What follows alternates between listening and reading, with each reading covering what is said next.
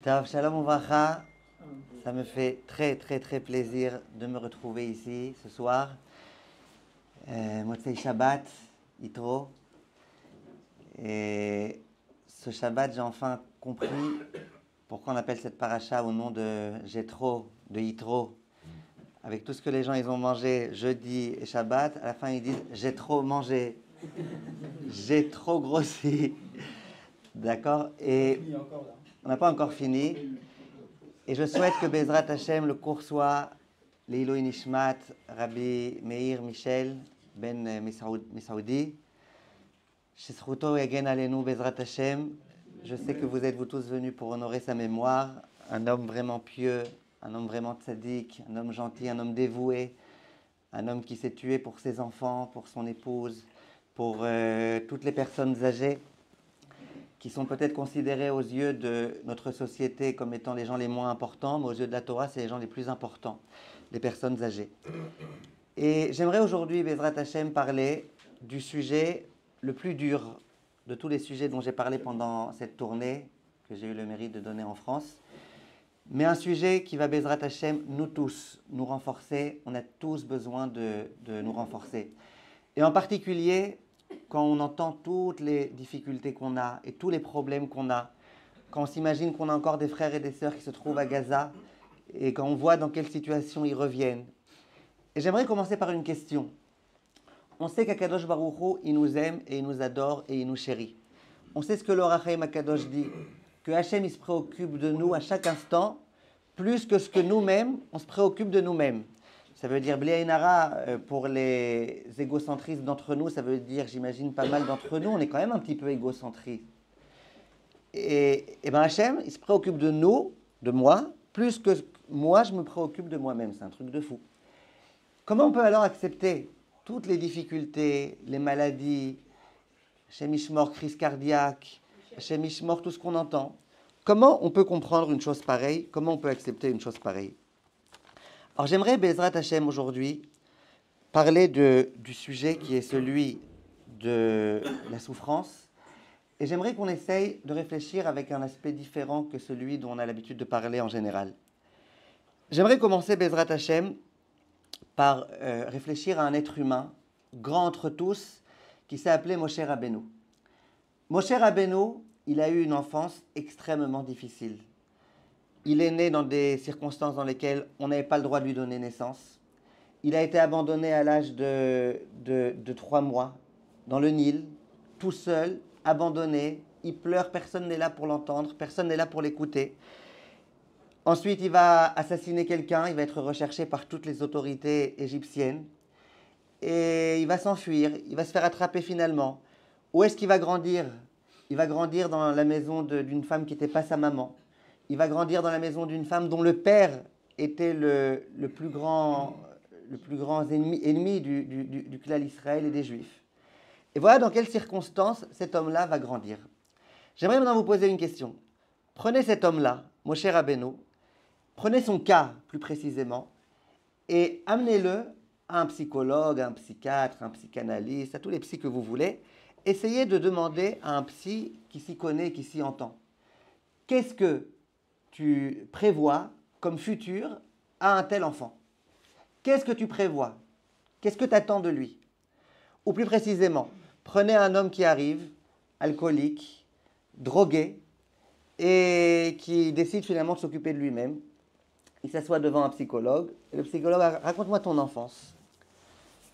Alors l'enfant il raconte, et puis après d'accord, et quand tu avais un demi-jour, rappelle-moi ce qui se passait. Et puis vous les connaissez les psys, tant que tu réponds pas, ils te regardent ça pendant 40 secondes. Non mais peut-être quand même. Et puis il raconte, il essaye de se rappeler, il réfléchit. Et posez-vous la question, qu'est-ce qu'un psy dirait une fois qu'il entendrait tout son parcours? Ben voilà, je suis né pas par erreur, mais je suis né dans un endroit où je n'avais pas le droit, j'ai été abandonné, j'ai jamais connu ma mère, Ben, le psy dirait, je peux comprendre maintenant que tu sois quelqu'un que tu sois alcoolique, que tu aies eu besoin de t'enfuir, que tu aies eu besoin d'aller vers la drogue. Je peux comprendre. Tatoué partout, une fois quelqu'un m'a dit, moi, on a beaucoup écrit sur moi. Alors je dis, quoi, tu es une célébrité? Il dit, non, je suis tatoué. On a beaucoup écrit sur moi. D'accord? Mais c'est normal. Et pourtant, quand on observe ce que Moshe Rabbeinu est devenu, c'est devenu l'homme le plus grand d'entre tous. Avec toutes les souffrances qu'il a endurées, avec toutes les difficultés, avec le destin malheureux qui aurait dû être le sien, Moshe Rabbeinu, il grandit, quelqu'un d'extraordinaire. Imaginez par exemple, l'une d'entre vous n'est pas encore mariée? Oui? Imaginez qu'on vous propose un chidour, d'accord? On vous propose un chidour. Alors vous le rencontrez la première fois. Alors vous voyez, il vous dit, ben voilà, avec tous ces tics là et tout ça, ben voilà, je suis né, on voulait pas, j'avais pas le droit de naître. À 3 mois, j'ai été faire du bateau sur le Nil, c'était moi le capitaine. À 3 mois. Après, à 15 ans, j'ai assassiné quelqu'un. Imaginez le chidour. À 15 ans, j'ai assassiné quelqu'un. Toutes les autorités m'ont cherché. Bon, finalement, Baruch Hashem, je suis devenu berger. Vous allez vous sauver. Vous n'allez pas rester. Et bien là, c'est ce qui se passe. Et qui est-ce qu'on obtient? Moshe Rabbeinu. Maintenant, moi, j'ai une question. Comment ça se fait? Comment Moshe Rabbeinu, malgré la souffrance qui a été la sienne, il est devenu Moshe Rabbeinu? Mais j'aimerais prendre un autre exemple. Un exemple pas plus joyeux et pas plus heureux. L'exemple de David Ameller. David Ameller, je vous raconte l'histoire très très rapidement pour ceux et celles qui ne se souviennent plus de toute l'histoire. C'est une histoire qui n'est pas assez connue. Le père de David Ameller, il s'appelait Ishaï. Ishaï, c'était un très très grand tzaddik. Il venait de Ruth à Moavia. Ishaï s'est marié avec une femme, une tzadéket, une grande tzadéket. Cette femme-là, on dit d'elle que celui qui prononce son prénom 17 fois, le Pachad Yitzhak qui dit c'est une ségoula pour que cette fille-là, elle soit entendue. Donc prenez vite vos stylos et à chaque fois que je dis ségoula, les gens tout de suite, et comme des fous, ils écrivent. Écoutez la ségoula. Elle s'appelle Nitzevet Bat Adiel. Nitzevet Bat Adiel. Tu répètes 17 fois Nitzevet Bat Adiel. Nitzevet Bat Adiel. Le Pachad Yitzhak qui dit c'est une grande ségoula pour qu'Hachem il entende notre filote. Il y en a des ségoulottes. Si par exemple tu lui dis cette fois Fatima Bat Freha, c'est une ségoula pour mourir Chas Shalom dans un attentat. Chas Shalom. Alors, ça c'est une ségoula. Cette femme-là, c'était la femme de Ishaï. De quel droit Ishaï s'est marié avec une femme juive alors que lui venait de Moab? La réponse c'est que, on avait déjà enseigné à cette époque-là, Moavi vélo Moavite. On a enseigné qu'on n'a pas le droit de se marier avec quelqu'un qui vient d'un Moavi. Pas d'une Moavite, pas la femme. Ruth, c'était une Moavia. Lui, c'était un descendant de Ruth. Donc lui, il avait parfaitement le droit de se marier avec une femme juive, normale, ordinaire. Il a eu 7 enfants. Après avoir eu 7 enfants, il a commencé à se poser des questions. Mais qui a dit que je peux vraiment me marier avec une juive normale et standard? Je ne sais pas, je m'inquiète. À ce moment-là, il était tellement tzaddik qu'il a répudié sa femme. Et il a été avec sa servante. Sa servante, il s'est dit, j'ai le droit d'être avec elle. Elle, ce n'est pas une juive normale, c'est une servante. Il a été avec sa servante. Et malheureusement, cette tzaddiket, Nitzevet Bat Adiel, eh ben, ça lui a beaucoup manqué de pouvoir être avec son mari. Et la servante, elle l'a prise en pitié. Et elle a fait un petit peu comme l'histoire de Rachel et de Léa. Elle a commencé à expliquer un petit peu comment faire à cette femme-là pour qu'elle puisse retrouver son premier mari et qu'ils puissent être ensemble. Et effectivement, Ishaï, il va être avec cette tzaddiket, Nitzevet Bat Adiel. C'est que si la fin du cours, je l'aurais dit 17 fois, je pourrais bénir tout le monde et tout se passera bien. Il s'adresse à Nitzevet Bat Adiel et il lui dit... donc finalement, il va avec elle. Il n'est pas au courant, lui pensait que c'était sa servante. Il va avec elle. Moralité, elle tombe enceinte. Elle tombe enceinte de qui? De David Ameller.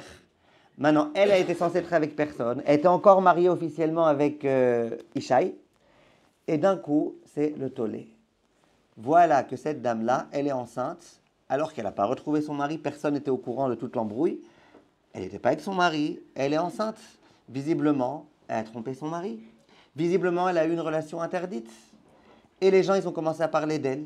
Alors qu'en fait, ce n'était pas vrai. Ce n'était pas du tout une relation interdite. Elle savait très bien qu'elle avait le droit d'être avec lui. Tout le monde commence à parler d'elle. Les enfants de Ishaï, ils ont dit à leur père, papa, on la tue, et elle, et le bébé. Isha, il dit, je vous en supplie, ne la tuez pas, ne tuez pas le bébé, ne vous inquiétez pas, le bébé, on le mettra vraiment, on l'exclura. Il n'aura rien à faire ici, mais s'il te plaît, ne le tue pas. Moralité, les gens, ils l'ont vraiment suspecté de faire n'importe quoi.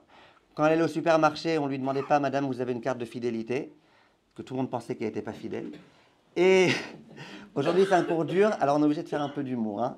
La Rema, on la garde pour une autre fois. D'ailleurs, dans la paracha la semaine dernière, on en a parlé de la Rema. Comment il y a écrit dans la Shira? Sous Verochevo, le cheval et le cavalier, Rema Bayam. Ils ont eu la Rema dans la mer. D'accord? Donc, ce n'est pas une invention de... Alors, regardez, qu'est-ce qui va se passer finalement? Finalement, David Amelech, il va naître et il va être complètement exclu de tous. Il est écrit dans les textes de Chachamim qu'ils vont le nommer berger. Pourquoi berger? Ils se sont dit, il va devoir aller faire paître le troupeau. Un peu partout, il va aller dans les montagnes, il va aller dans les prés, il va aller un peu partout. Et puis là-bas, il y aura des bêtes féroces qui vont s'en prendre à lui. Et puis si Dieu veut, Amen qui meurt. Comme ça, ses frères disaient. Terrible. Ses frères disaient, Amen qui meurt. C'est une malédiction terrible, terrible, terrible. Alors, quand un Ashkenaz il veut maudire un Sfarad, il lui dit, Amen kapesar t'es des kitniot dans ton plat. D'accord? Ça va, c'est méchant, mais Amen que tu meurs. Et vraiment, ils l'ont jeté. Ils l'ont jeté. Et David Amelech, écoutez bien, jusqu'à l'âge de 28 ans, son père, il l'appelle le petit. Dans les versets, on voit que son père, il l'appelle le petit. Moi, quand j'avais 4 ans, les gens ils me disaient, ça va mon grand? Lui, à 28 ans, son père, il dit, c'est le petit, en le méconnaissant, en le méprisant. Comme je vous ai dit, on l'a envoyé dans les endroits les plus dangereux. On l'a envoyé à la jungle. Pourquoi faire? Pour qu'il puisse mourir. Une fois, il y avait 2 amis qui étaient à la jungle. Et puis à un moment donné, il y en a un qui voit une bête féroce derrière, un lion. Alors, il dit, hey, il y a un lion. Alors immédiatement, l'autre, il sort de son sac à dos ses chaussures, ses baskets, et puis il commence vite, vite à mettre ses baskets pour pouvoir s'enfuir. Alors celui d'à côté, il rigole, lui dit, mais dis-moi, tu crois qu'avec tes baskets, tu vas courir plus vite que le lion? Il dit, non, non, j'espère juste courir plus vite que toi. D'accord? Donc, tu l'envoies dans un endroit, il va mourir. David Amelech, quand il parle dans les Teilim, qu'est-ce qu'il dit? C'est quoi les mots qu'il emploie? Muzar haïti le'echai. J'étais bizarre aux yeux de mes frères. Venochri libneimi. J'étais étranger au fils de ma mère. J'étais considéré comme étant un étranger. Nishkarti kemet milev. J'ai été oublié du cœur de tous comme un mort est oublié. Haïti kikli oved. J'étais comme un ustensile perdu. En d'autres termes, il a passé une vie, toute une première partie de sa vie, vraiment que je souhaite à personne. D'être tellement comme ça délaissé, d'être tellement haï, pour rien en plus, de ne pas avoir la gratitude de ses parents, rien. Alors le psychologue, il va l'interroger, alors, comment c'était? Tu as eu un peu d'affection quand tu étais petit? Ouais, mon père, il m'a beaucoup aimé, il a supplié mes frères de ne pas me tuer. Voilà, j'ai eu de l'affection. Quelle affection? Rien du tout. Tu demandes, tu interroges n'importe qui. On te dirait de ce David Amelech là, il n'y a rien qui va sortir. Peut-être Mougli. Peut-être un coton-tige va sortir de lui. Je ne sais pas, quelque chose. Rien ne peut sortir de lui. Et qu'est-ce qu'il va devenir? Le roi d'Israël. Maintenant, la première question que je me pose, c'est comment d'un homme qui a tellement souffert, on peut obtenir des merveilles tellement grandes? Mais plus que ça. Comment expliquer que justement les grands d'Israël, c'est eux qui ont le plus souffert? Et quand vous regardez un petit peu l'histoire du peuple juif, et que vous regardez un petit peu, c'était pas facile. Les imaot, les matriarches, elles étaient stériles. Vous savez, c'est quoi pour une femme qui attend un enfant, qui aimerait attendre un enfant, et chaque mois à nouveau, elle a les règles qui arrivent, et elle est complètement perdue, et elle attend. Et elle attend à nouveau, et elle prie, elle va voir tous les tzadikim, et elle supplie à Kedosh Baruch Hu, s'il te plaît Hachem, donne-moi un enfant. Il y en avait une fois, ça faisait des années, à un moment donné, elle dit Hachem, je t'en supplie Hachem, s'il te plaît, tu sais quoi, tu ne veux pas m'en donner beaucoup, donne-en moi un seul, je l'appellerai même Justin. Un seul. Mais, et elle n'a pas, c'est dur.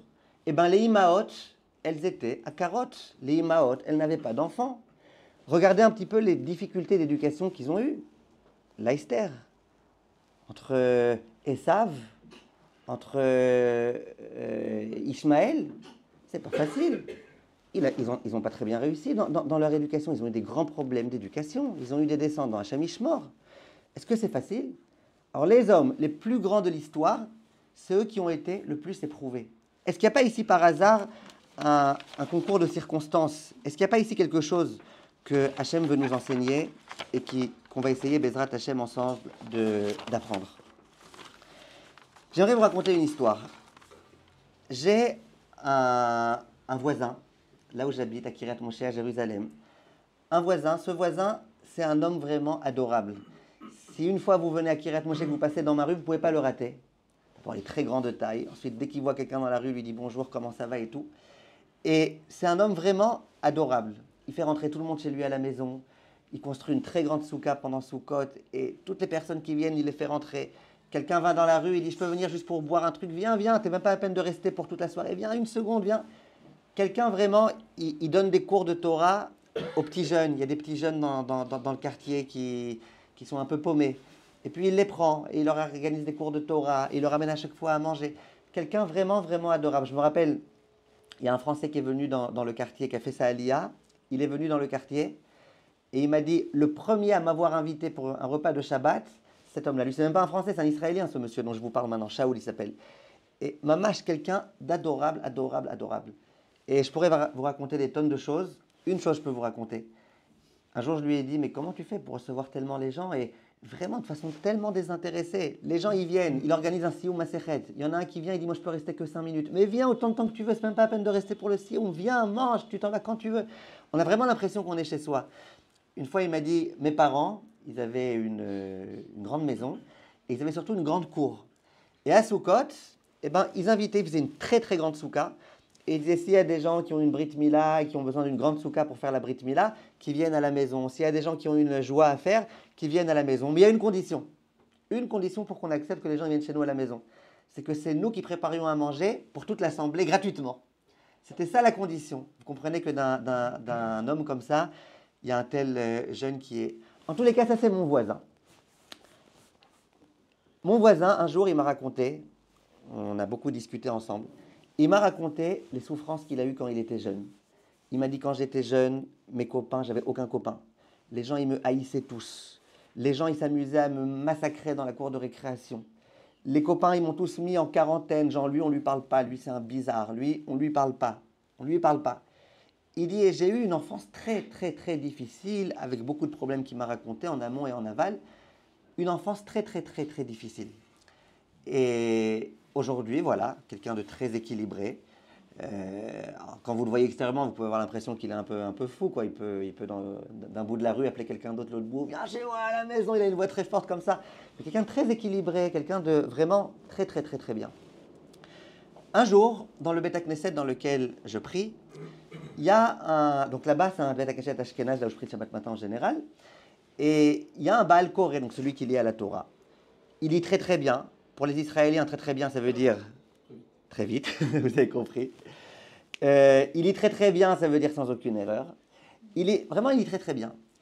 Un jour, il y a un des fidèles, qui n'est même pas un fidèle, c'était un invité dans le Beth Knesset qui est venu. Et il a dit, voilà, moi j'aimerais bien lire aujourd'hui, moi, la paracha. C'était un Sfarad, qui lisait pas bien, qui lisait doucement, qui n'avait pas une très belle voix. Bon, très belle voix, ça veut dire, c'est subjectif, mais... Et le Gabaï, donc le responsable du Beth Knesset, lui dit, avec plaisir, tu peux lire, pas de problème. Il a demandé la permission à celui qui lit en général, il lui dit, il n'y a pas de problème. Il l'a fait lire.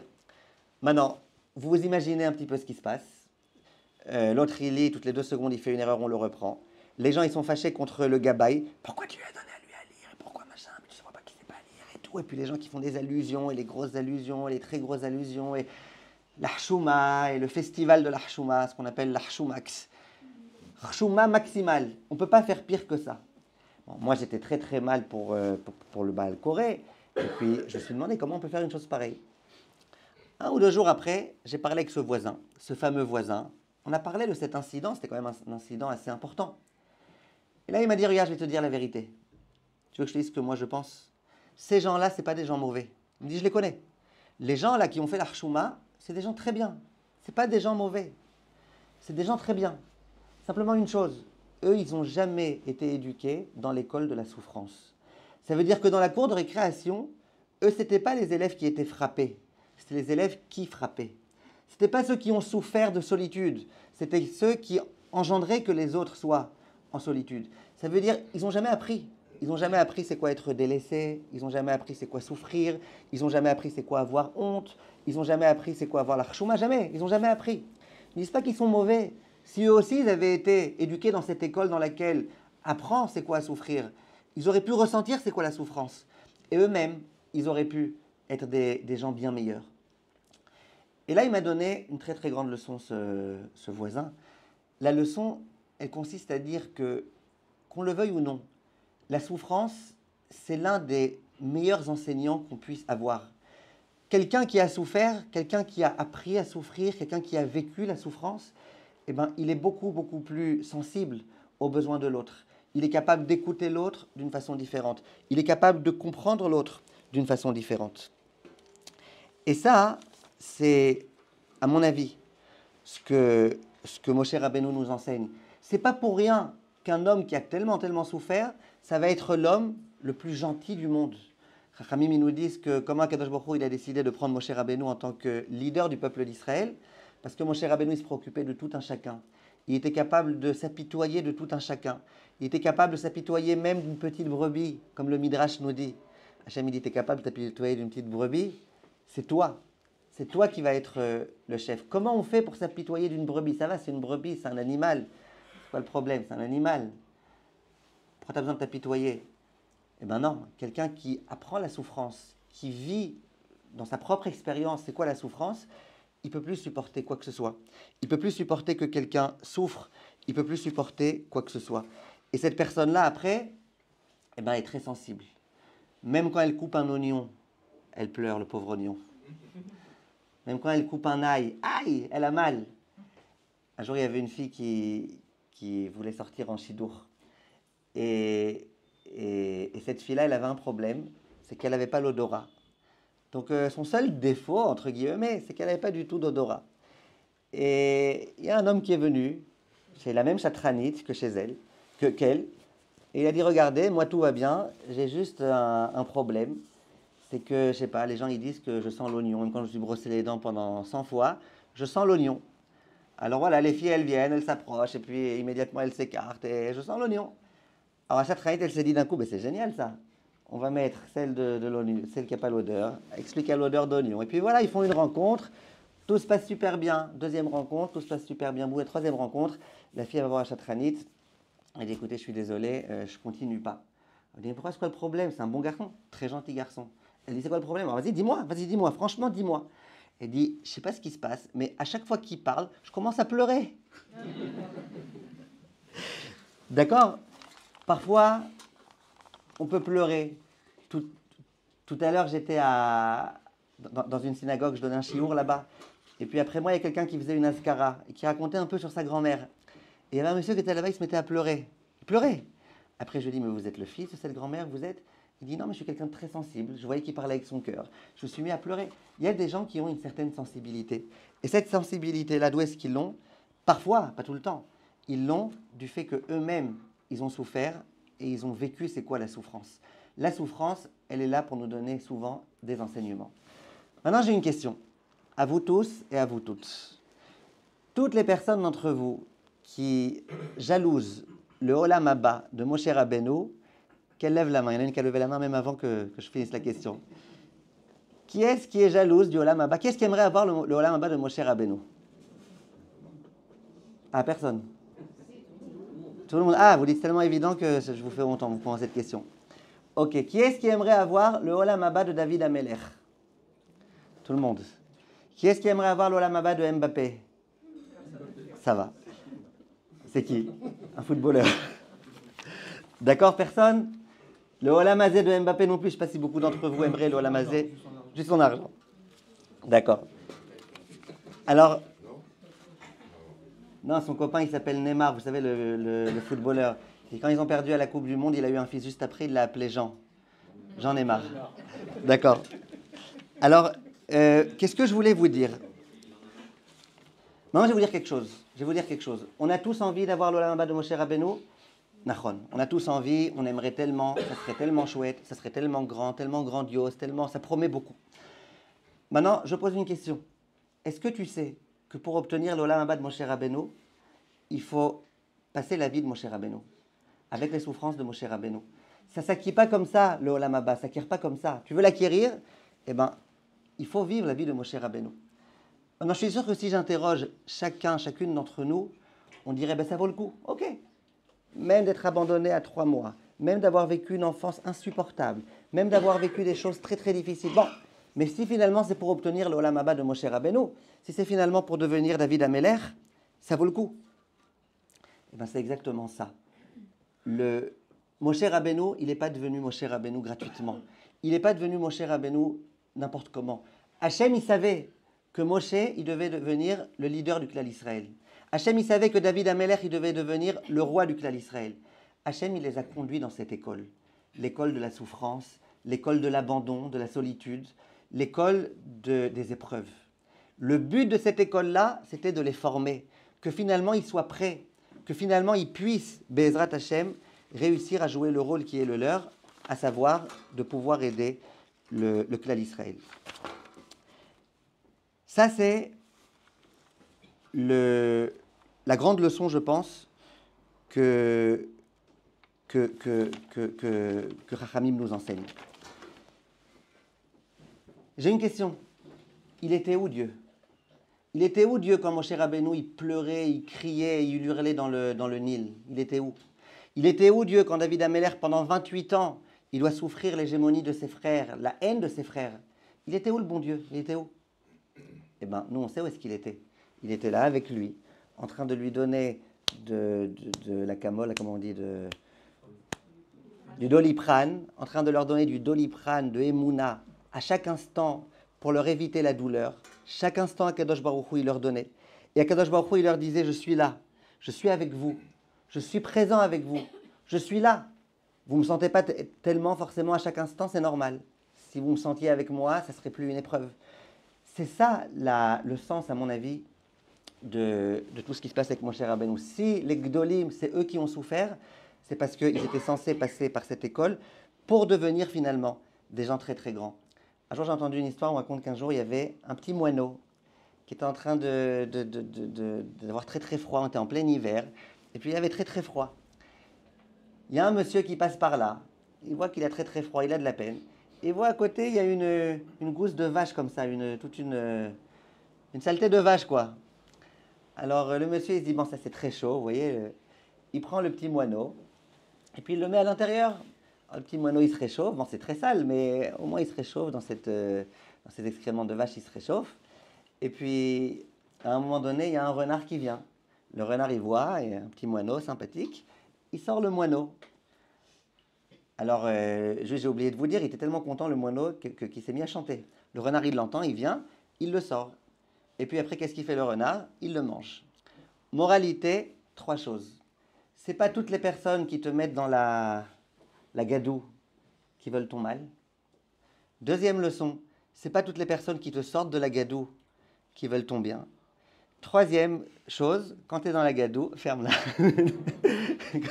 D'accord? C'est une petite histoire très mignonne, mais c'est exactement ça. Parfois, on est dans la gadoue, parce que Hachem, il nous aime. Il doit nous faire passer par là pour qu'on puisse, Bezrat Hachem, réussir à s'en sortir. Comment j'ai accédé à cette conclusion-là? Tout ce que je suis en train de vous dire maintenant, c'est mon chidouche. C'est mon chidouche. Un jour, je suis sorti, j'ai parlé avec Akadosh Baruch Hu, et j'ai essayé de réfléchir à un point. Personnellement, et j'aurais préféré dire ça en comité restreint qu'en grand comité, mais c'est pas grave. Personnellement, moi, j'ai eu une enfance difficile, même très difficile. D'abord, de s'appeler Azriel, je souhaite à personne. Une fois, j'avais dans un séminaire une fille, elle s'appelait Juliette. Alors, c'était toutes les filles, comment tu t'appelles? Anaël, comment il t'appelle? Sharon, comment il t'appelle? Juliette. Genre, elle avait hyper honte, Juliette. Alors, ça s'appelait Azriel. D'abord, c'est une incitation facile à faire des jeux de mots de Azraël. À l'époque, c'était très, très à la mode. C'était pas facile. En plus de grandir avec une mère psychiatre ashkénaze, un père marocain. C'est quoi le pire? C'est peut-être l'union des deux. Pas facile. Et j'ai eu une enfance qui n'était pas facile. Une sœur qui est tombée malade quand j'étais jeune, et j'étais obligé pendant une certaine période de ne plus être à la maison. Bref, je m'identifie pas mal avec certaines choses des gens qui ont souffert. Un jour, je me suis posé la question. J'ai demandé à Hachem, voilà, j'aimerais comprendre, je sais que tu as toujours été avec moi, je sais que tout est pour le bien. Et c'est là qu'il y a tout ce Dvar Torah qui s'est fait dans mon esprit. Avec l'idée suivante. Aujourd'hui, Baruch Hashem, avec tous les défauts que j'ai, l'une des qualités qu'on me donne, c'est d'être attentif à chacun, c'est de consacrer du temps à chacun, c'est d'essayer de trouver des solutions pour essayer d'aider chacun. Et Baruch Hashem, j'ai ça. Baruch Hashem, la modestie, c'est de connaître aussi ses qualités. Baruch Hashem, j'ai ça. Et quand je donne un cours dans les séminaires, eh ben, les filles, elles m'aiment beaucoup. Parce que je suis attentif à chacune. Et s'il y en a une qui se cache derrière le poteau, je me rappelle une fois, je t'ai vu dans un séminaire, et puis, donc c'était le premier cours, il y avait des filles, il y avait un poteau, et il y avait une fille qui était derrière le poteau. Alors, je me tourne comme ça et tout, et puis je dis, qu'est-ce qui se passe? Ils ont dit, ah ben non, c'est comme ça, il n'y a pas assez de place, donc moi je suis derrière le poteau.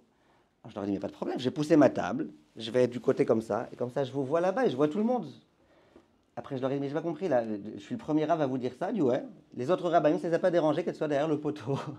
Moi, avec ma sensibilité, d'où j'ai cette sensibilité? Je ne suis pas né comme ça. Je ne suis pas né le grand. D'où j'ai eu cette sensibilité?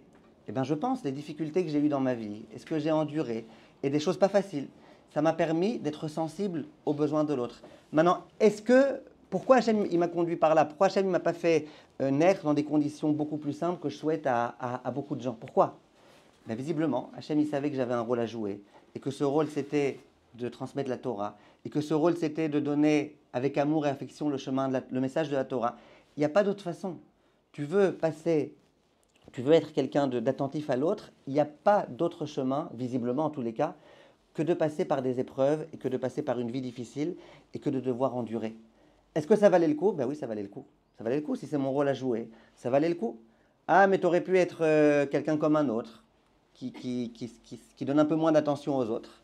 Oui, mais Hachem, ce qu'il voulait, c'était que je puisse en être là.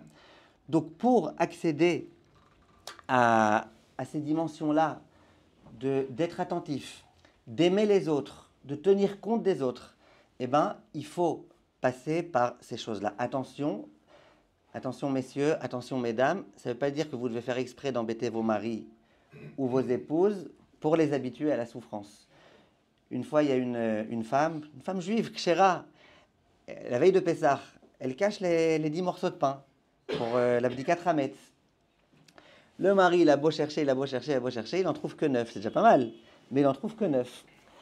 Alors, il dit, mais je ne sais pas quoi faire et tout. Sa femme, elle dit, bon, on va appeler le Rav. Donc, le début de l'abdikat Hametz, c'est à 8h du soir. Là, il est 10h. Elle appelle le Rav. Bonjour, Kvod Rav. Mon mari, il n'a pas trouvé le 10e morceau. Qu'est-ce qu'on fait? Le Rav, il commence à dire, mais chaque morceau, il y a Kazaït, il y a Kabetza. Combien ça fait? Bitul Hametz. Il dit, bon, tu sais quoi? Dis-lui qu'il recherche encore toute la maison pendant encore 2 heures. Puis si dans 2 heures, il n'y a pas, tu m'appelles. Le mari se fatigue, il cherche, et tout le monde se met. Les enfants, ils aident et tout. 11h du soir, la femme, elle appelle, elle dit au Rav, écoutez Rav, on n'a toujours pas trouvé. Le Rav, il dit, bon allez, encore 1 heure, et puis vraiment dernière chance. Il ne savait pas le Rav très bien. Kitsour, pendant 1 heure, il continue à chercher. Minuit, la femme, elle appelle le Rav. Rav, mon mari n'a toujours pas trouvé. Elle dit, ah ben, c'est vraiment très très embêtant. En plus, c'était des gros morceaux de pain et tout. La femme, elle dit, mais maintenant, au moins, ça y est, je peux lui dire, il était caché où le morceau de pain? D'accord? Donc, il ne faut pas faire exprès d'embêter les autres. Maintenant, écoutez bien. Le peuple juif, c'est le peuple qui a le plus souffert, en tout cas qui a beaucoup souffert. Le peuple juif, il a souffert en Égypte. Pourquoi on a souffert en Égypte? Alors, il y a des gens qui vont dire, il y avait des raisons, Brit Ben Abetarim, il y a des raisons pour lesquelles le peuple juif a souffert en Égypte. Vient le Ran, Rabbeinu Nissim, et il dit, Sibad Galut Mitzraim, la raison pour laquelle le peuple juif a dû endurer, Lo haya al chet klal, c'était pas du tout à cause d'une faute. Comme ça le Ran dit, il y en a qui ne sont pas d'accord avec lui, mais c'est comme ça que le Ran. Et là, kedé le achnia libotehem shel Israël, sheyu reuyim lekabel la Torah. C'était pour qu'ils puissent avoir cette modestie, cette humilité, ce cœur brisé, qui leur permettra de recevoir la Torah. Et regardez quelle Torah on a reçue. La Torah, elle nous donne la mitzvah, l'otonu et ta guerre. La Torah, elle nous dit, ne faites pas du mal à l'étranger. Mais la Torah, elle ne s'arrête pas là. Elle aurait pu nous dire la mitzvah, faites pas de mal à l'étranger, puis voilà. Qu'est-ce qu'elle dit la Torah? Ki geri maïtem be'eretz Mitzrayim. Vous-même, vous avez été des étrangers en terre d'Égypte. Vous voyez un peu comment ça fonctionne? Vous ne pourrez pas faire du mal. Mais si Akadosh Baruch Hu nous avait donné cette mitzvah-là et que nous-mêmes, on n'avait pas vécu, subi, souffert d'être des étrangers en Égypte, on n'aurait pas pu. La raison pour laquelle on est capable aujourd'hui de ne pas faire du mal aux étrangers, c'est parce que nous-mêmes, on a été étrangers. Le peuple d'Israël, on dit d'eux qu'ils sont Rachmanim, ils sont miséricordieux, ils sont Baïchanim, ils sont Gomlech Hasadim. D'où on a tout ça? Maintenant, les Avdil Elef Alfei Avdalot. Mamash, les Avdil Elef Alfei Avdalot. Regardez certains peuples, certaines religions. Regardez comment ils aiment le sang. Regardez comment c'est leur vie, ils kiffent ça. Ils peuvent faire du mal à un bébé, ils kiffent ça. Ils peuvent tuer des gens, ils kiffent. Regardez un petit peu avec quelle cruauté ils nous ont rendu nos otages. C'est de la cruauté de cruauté. Nous, on se pose la question, on se dit, ok, tu sais quoi, ils nous haïssent. Mais comment ils peuvent faire ça? D'accord, ils nous haïssent. Ouais, moi, je m'imagine, j'ai quelqu'un que je hais. Je sais pas, je lui donne un coup de poing, il commence à pleurer, ben, je ne peux plus continuer, je m'arrête. Ah, tu sais quoi? Allez, 2 coups de poing. Tu le vois maintenant saigner, mais arrête-toi, ça suffit. Comment ils peuvent faire une chose pareille? Et nous, la Torah, elle nous a enseigné. C'est quoi la Rachmanout? Je me rappelle une fois, j'étais à un endroit en Israël, et il y avait, c'était à l'époque, il y a quelques années, il y avait pas mal de souris dans les maisons. Et dans une des maisons, ils ont trouvé plusieurs souris. Alors qu'est-ce qu'ils ont fait? Il y a un espèce de système, c'est de la colle comme ça qu'on met, et puis la souris, elle s'attache à la colle, et puis finalement, voilà, au moins, ouais, on peut l'attraper. D'accord? C'est quoi une chauve-souris en perruque? Une souris. Tov. Alors, il y avait des souris. Et à un moment donné, on a attrapé une souris. Et il y avait là-bas quelqu'un qui n'était pas du tout habitué au texte de Chachamim, il n'était pas du tout religieux, rien du tout. Il dit, c'est quoi le problème? La souris, non, ne la mettez pas à la poubelle ou quoi. Imaginez qu'après, elle arrive à s'échapper. Il dit, vous m'amenez une hache, et puis, les femmes, excusez-moi, Bekitsour. Et non, on lui a dit, mais non, mais tu ne peux pas faire ça, mais la pauvre. Je ne suis pas en train de réfléchir philosophiquement, est-ce que ça la fait plus souffrir ce mode de mort ou ce mode de mort? Mais lui il disait, mais on s'en fout, mais c'est une souris, mais qu'est-ce que tu veux? C'est une souris. On s'en fout. Et nous, les Juifs, on a cette sensibilité-là. Ces Juifs de la Torah ont cette sensibilité-là. On se rappelle de l'histoire dans la Gemara, du Rav qui a été pour protéger les petites souris qui étaient dans un endroit. On a ça dans notre Torah. La Torah, elle nous forme à toutes ces choses-là. On a été, Baruch Hashem, dans une école qui s'appelle l'école de la souffrance, dans laquelle le peuple juif devait passer. Il devait passer pour cette raison-là. Aujourd'hui, on a malheureusement, beaucoup d'entre nous en tous les cas, je pense, une grave erreur. On pense que la souffrance, c'est quelque chose de négatif. On a l'impression que souffrir, c'est quelque chose de négatif. Et d'ailleurs, vous voyez quelqu'un pleurer tout de suite, ah, non, ne pleure pas, ne pleure pas, ne pleure pas, tu veux un mouchoir, ne pleure pas. Mais pourquoi tu ne laisses pas pleurer tranquillement? Il veut pleurer, ça lui fait du bien de sortir un petit peu toutes ces mauvaises ondes. Laisse-le pleurer. On ne supporte pas de voir quelqu'un pleurer, on ne supporte pas de voir quelqu'un souffrir. On a toujours besoin de solutions. Qu'est-ce qui fait que les maris, par exemple, j'aurais pu dire les femmes, mais c'est surtout les maris, ils ont tellement de mal à écouter leurs femmes, leur raconter leur souffrance avec empathie. Pourquoi quand la femme, elle dit « j'ai du mal, j'ai du mal, et j'ai du mal, et j'ai du mal, et j'ai passé une journée exécrable, et compagnie », pourquoi le mari tout de suite, il vient pour proposer des solutions? Pourquoi il vient pour essayer d'amoindrir un peu le problème? On ne supporte pas que les gens ils souffrent. Tu vois que ta femme, elle souffre, tu peux pas. Alors tu essaies tout de suite de lui dire « mais c'est pas une tellement grande souffrance, mais j'ai une solution ». On a l'impression que la souffrance, c'est quelque chose de mauvais. Et c'est faux. La souffrance, c'est quelque chose de positif, c'est quelque chose qui bâtit quelqu'un. C'est quelque chose qui permet d'accéder à la maturité. C'est quelque chose de très, très, très important, la souffrance. Quelqu'un récemment m'a posé la question. Il m'a dit, voilà, je travaille avec quelqu'un, et ce quelqu'un, bon, il n'est pas très pro, et il y a quelqu'un d'autre qui s'est proposé, il est beaucoup plus pro, il peut me faire exploser dans ma boîte, dans ma machin, Mais je ne peux pas les mettre ensemble les deux parce qu'ils vont pas s'entendre. Mais je ne peux pas renvoyer la première personne. Je ne peux pas renvoyer la première personne, j'ai trop de peine pour elle. Mais je ne peux pas. Il me dit, alors je ne sais pas quoi faire. Bon, c'est quelqu'un de très religieux. C'est quelqu'un en plus ce qu'il fait, c'est de la Torah. C'est de la Torah, il diffuse la Torah et tout. Donc il me dit, si je vais vexer quelqu'un, eh ben je ne peux pas. J'ai pas envie, même si ça me promet une beaucoup plus grande réussite dans mon Zikouï Arabim, mais je ne vais quand même pas vexer quelqu'un. Quoi, mon Zikouï Arabim, il va passer aux dépens de vexer quelqu'un. Je lui dis, mais écoute, tu n'es pas le bon Dieu. J'essaie de lui expliquer ça gentiment. Je lui dis, t'es pas le bon Dieu. Tu crois que c'est toi qui as le monopole de toutes les personnes qui vont souffrir au monde? Toi, tu travailles avec quelqu'un. Ce quelqu'un, d'accord, Baruch Hashem, tu l'as honoré. Maintenant, tu dois le licencier parce que tu as quelqu'un de mieux. C'est bécédère. Tu t'es pas engagé à travailler avec elle jusqu'à 120 ans sous prétexte qu'elle elle a une famille. Nahon, elle a une famille à nourrir. Et c'est très important. Il faut la prévenir suffisamment à l'avance. Il faut lui payer toutes les indemnités. Tout ce que tu veux, tu as raison. Mais tu vas toute ta vie maintenant rester avec quelqu'un de peur de la vexer. Mais si elle se vexe, alors que toi, tu as tout fait, c'est son problème. Donc lui, il est tellement sensible et il a tellement peur de vexer quelqu'un qu'il a peur de dire non. C'est pas très bon tout ça. C'est pas très bon. Psychologiquement parlant, midotiquement parlant, c'est pas très bon. Parce que ça veut dire que la personne, elle a envie d'avoir le monopole sur les sentiments de l'autre. Tu peux pas. Toi, tu peux faire bien ton travail. Toi, tu peux faire bien ce que tu as à faire. Tu peux pas gérer tout. L'autre, il va souffrir. Eh ben, il va souffrir. Et qui te dit que c'est grave qu'il souffre? Pourquoi on ne permet pas aux gens de souffrir? Parfois, on a des problèmes dans l'éducation de nos enfants parce qu'on les voit souffrir un petit peu. C'est bien maintenant qu'ils souffrent, c'est bien, ils vont apprendre la leçon. Mais on ne veut pas qu'ils souffrent. On va tout faire pour essayer de leur retirer leur souffrance. La souffrance, c'est quelque chose de positif. C'est quelque chose qui permet à l'homme de grandir et de se rapprocher de la Kadosh Baruch Hu. On a compris donc, Baruch Hashem, on a compris, et on a essayé de comprendre en tous les cas, que les plus grands du clan Israël, c'est ceux qui ont souffert. Et ceux qui ont beaucoup souffert. Et on a compris que la souffrance, elle a un but. Et quand quelqu'un y souffre, au lieu de se demander pourquoi sans arrêt à moi, il doit comprendre qu'il a une mission, qu'il a un rôle à jouer et que ce n'est pas pour rien que Dieu il le fait souffrir. Et ça, il ne faut jamais, jamais, jamais qu'on oublie.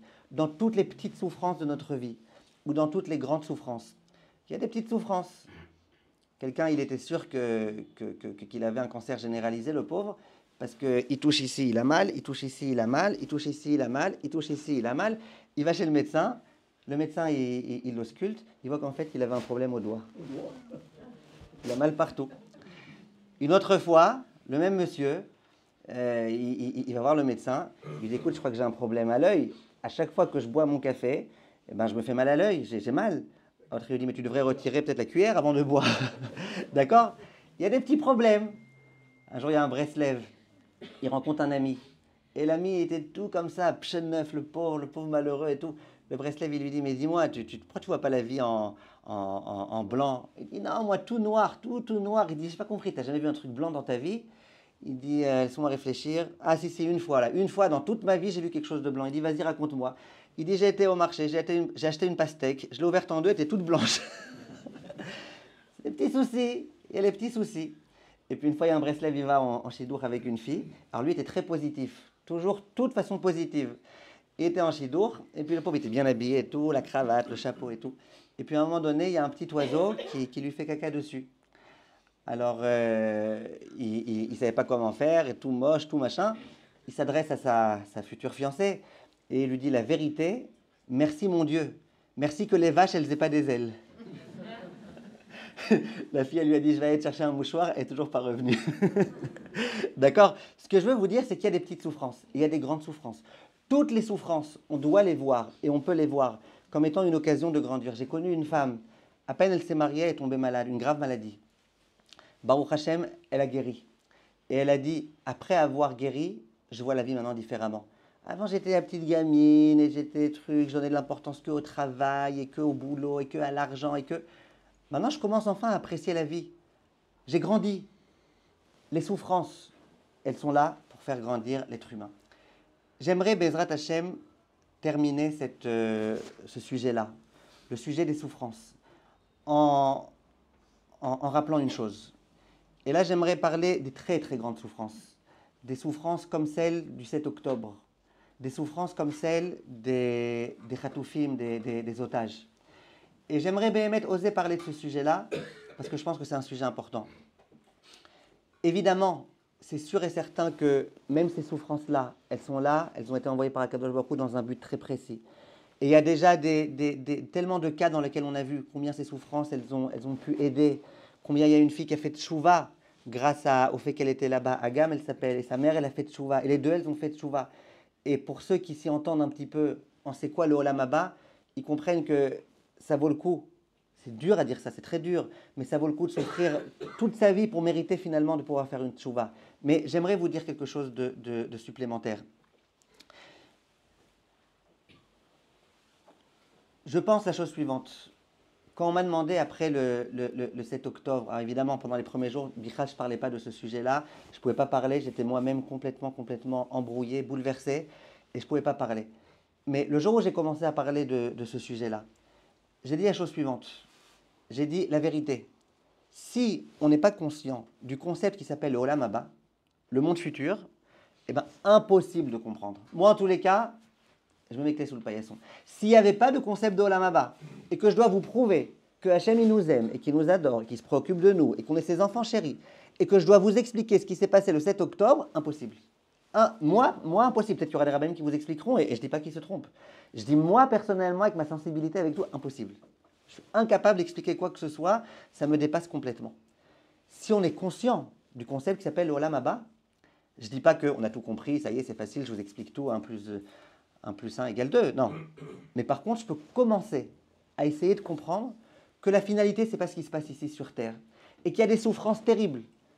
Imaginez, on va arriver dans le Olam Haba, et dans le Olam Haba, on va voir ceux qui sont morts ce jour-là, et on va les voir au premier rang, proches de Dieu, en train de sourire, en train de kiffer. Et ils vont dire, vous savez, voilà, on a une super place ici.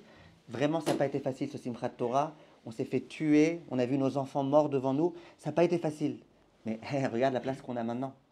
Maintenant, l'Olam Haba, c'est un monde éternel. Ce n'est pas un monde comme ici, de quelques dizaines d'années, et puis on meurt.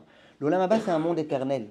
Si tout le but de ma vie, c'est ce monde-ci, eh ben, je ne peux rien comprendre. Ok, je peux essayer de comprendre le cours qu'on a fait aujourd'hui, les souffrances, elles peuvent m'aider.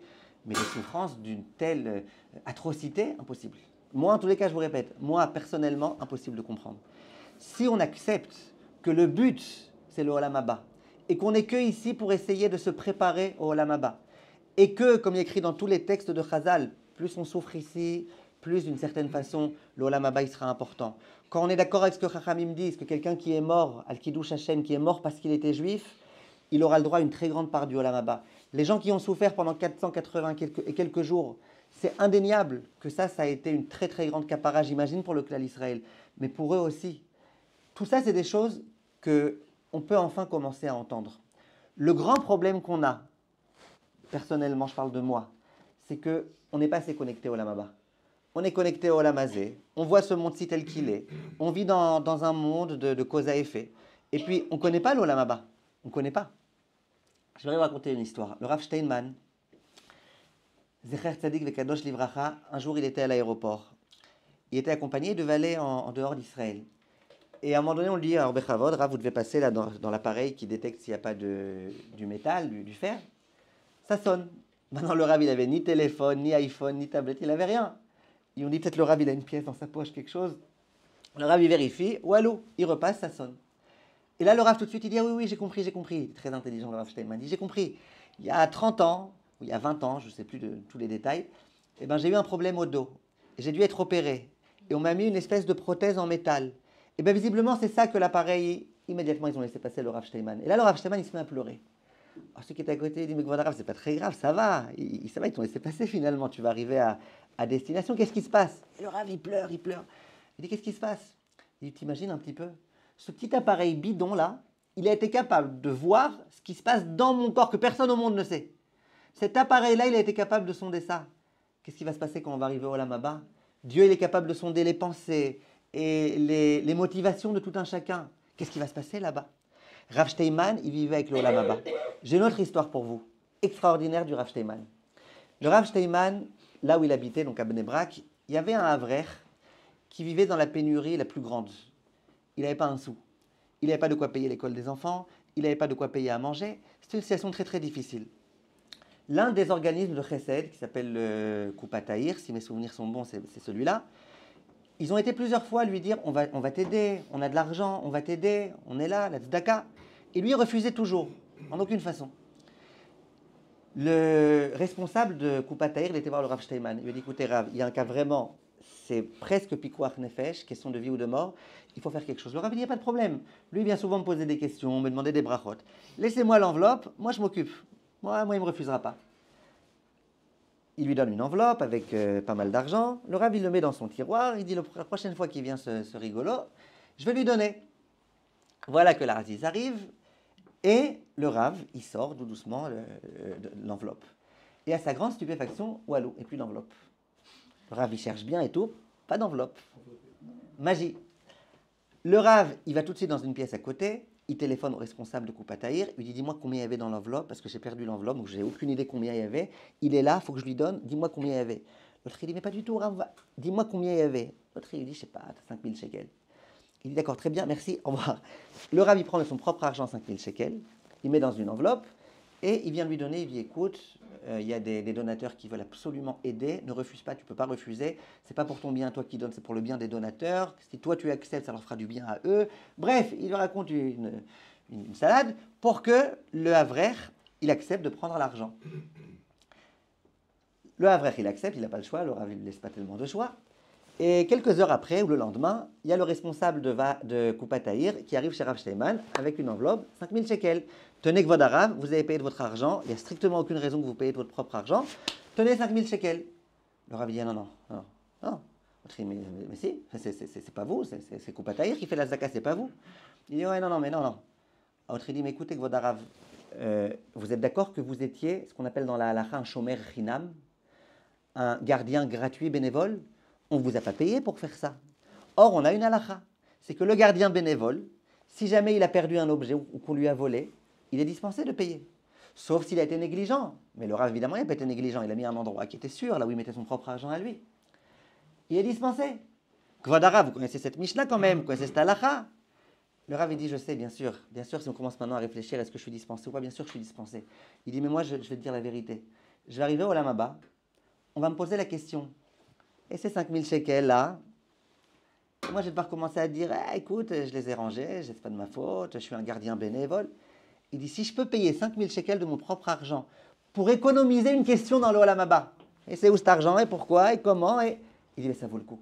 Moi ça vaut le coup, moi je veux arriver en haut, être tranquille. Je veux pas avoir besoin de commencer à répondre à des questions et va savoir si on va accepter ma réponse, si on va pas accepter, je veux pas. Ça c'est un être humain.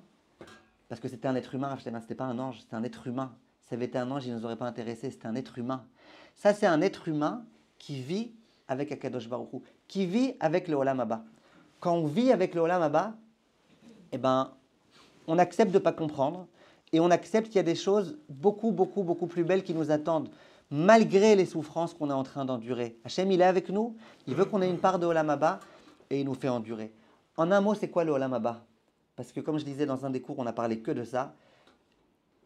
Tu demandes à n'importe quel juif pourquoi tu fais tout ce que tu fais pour l'Olam Haba. C'est quoi l'Olam Haba? Les gens, ils ne savent pas. Sur 99% de gens, quand tu demandes c'est quoi l'Olam Haba, 99% ils ne savent pas. Le centième, il n'est pas venu au cours. Ils ne savent pas les gens c'est quoi l'Olam Haba. Alors, en un mot juste, parce que maintenant on n'aura pas beaucoup de temps pour parler de ça, je n'ai pas envie de trop m'étendre, mais en un mot. Le Rambam, il dit qu'à l'époque du Mashiach, il nous fait la description de Yemot HaMashiach. Il dit qu'à Yemot HaMashiach, le lion, il sera à côté de l'agneau. Et Chachamim, ils disent que c'est une parabole pour dire qu'on n'aura plus aucun ennemi. Il n'y aura plus de guerre. Il y aura une profusion gigantesque. Ce n'est pas de l'invention. Tout ce que je vous dis, c'est le Rambam, mot pour mot. Il y aura une profusion extraordinaire. Il y a écrit dans le Rambam, il y aura autant de ma'adanim, de bonnes choses, que la poussière de la terre. Ça veut dire que tu veux une damchout, il y en a autant que la poussière de la terre. Même en rigolant, une fois, je disais, si un jour, à l'époque du Mashiach, tu veux un peu de poussière, tu vas devoir d'abord déblayer toute la damchout pour pouvoir accéder à la poussière. Il y a écrit qu'à ce moment-là, il n'y aura plus de jalousie, il n'y aura plus d'esprit de compétition, parce que tout le monde aura tout ce qu'il lui faudra. Et à ce moment-là, les gens, ils seront sans arrêt, toute la journée, en train d'étudier la Torah, de se connecter à Kadosh Baruch Hu. C'est un monde idyllique, n'est-ce pas? Vient le Rambam et il dit, tout ça, c'est Yemot HaMashiach. Par contre, le Olam Haba, beaucoup plus que ça. Ça veut dire que tout ce que les Nevi'im, les prophètes, Et ils avaient le sens de l'imagination, les prophètes. Quand ils ont dit qu'à l'époque du Mashiach, on aura des religieuses qui pousseront des arbres, ça va au sens de l'imagination. Quand on dit que tout sera facile, tout sera... ça va au sens de l'imagination. Les prophètes, ils avaient le sens de l'imagination. Mais leur imagination, elle avait une limite. La limite, c'était Yemot HaMashiach. Olam Haba, donc Olam Haba, attention, Olam Haba, c'est pas quand on meurt, on arrive en haut. Ça, c'est Olam HaNeshamot, c'est Gan Eden. Olam Haba, c'est le monde qui aura, au bout des 6000 ans, Akadosh Baruch Hu, il créera un nouveau monde. Et c'est ça qui s'appelle Olam Haba. Je ne peux pas m'étendre beaucoup maintenant, mais en un mot. Le Olam Haba, même les prophètes, ils sont incapables de décrire.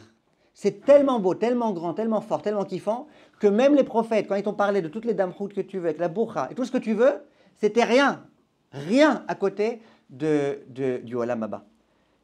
Et comment ça se fait qu'ils n'aient pas pu exprimer? Ils auraient pu exprimer. Au lieu de une damrout, 10 damrout. Au lieu de 1000 shekels, 1000 euros. Pourquoi ils ne pouvaient pas? Dit le Rambam, pour une raison très simple. Et il donne un exemple dans Pirouche HaMishnayot. Il dit, va expliquer à un aveugle, c'est quoi les couleurs? Un aveugle de naissance, je parle. D'accord? Va expliquer à un aveugle. Comment on dit en français un rassemblement d'aveugles? Festival de Cannes. Pourquoi? D'accord? Tu vas prendre un aveugle qui n'a jamais vu. Et tu lui dis, alors, je vais t'expliquer c'est quoi le rose. Alors le rose, c'est une subtilité entre telle couleur et telle couleur. Il ne sait pas c'est quoi une couleur. Tu ne peux pas lui expliquer c'est quoi une couleur. Dis le Rambam, va expliquer à un sourd. J'ai pas de blague sur les sourds. Enfin, j'en ai, mais... Va expliquer... Pourquoi les chrétiens, ils sont sourds? Parce que Jésus crie. D'accord.